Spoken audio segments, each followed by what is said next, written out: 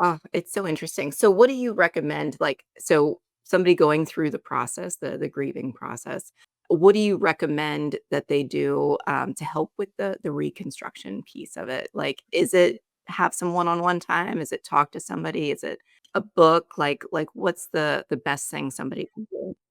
I wish there was a short answer, but the truth is, like I said earlier, reconstruction is at the end of a long road. So it starts, the first part of the bereavement process is that shock and numbness where your brain is not even fully powered on. Your goal there is survival. Your goal there is one foot in front of the other, take down as much food as you can, sleep when you can.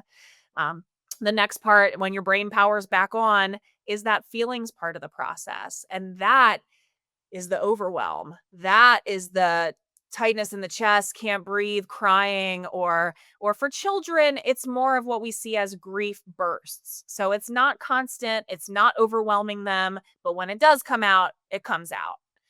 As crying, as tantruming, as anger, as frustration, could be a number of things. And again, that's natural. That's what we expect and want to see. The goal is then to cope.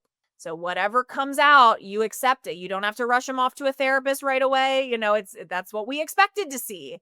Now we got to figure out how to cope with all of this. So ideally a child will already have coping skills that they can draw upon. Those children will have an easier time coping with this hardship. If we were already struggling in the coping skills department, you will struggle more with bereavement.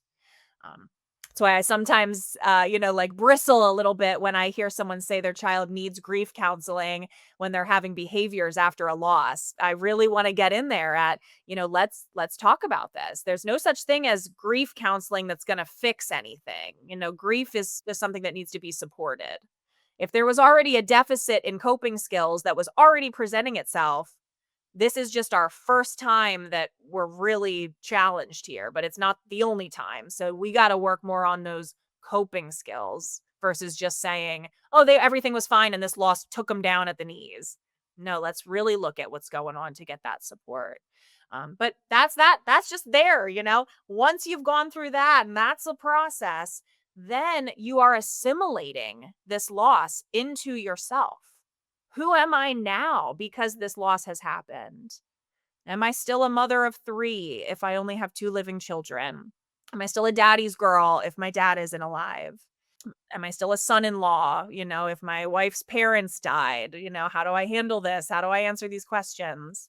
And so that is all that's that introspection we're talking about. That takes a piece too. If you are able to really work through these pieces, that's where reconstruction comes in, where then you are able to take all of this work you've spent time doing and give back in some way. But you can't rush that. And people want to.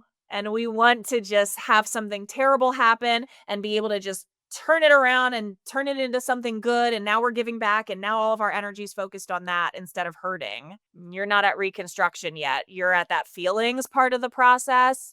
And you're trying to avoid feeling them by throwing yourself into this new endeavor. So it's tricky. So I never want to act like there's a quick fix or quick road or a book you can read to get there. It takes work. It takes work.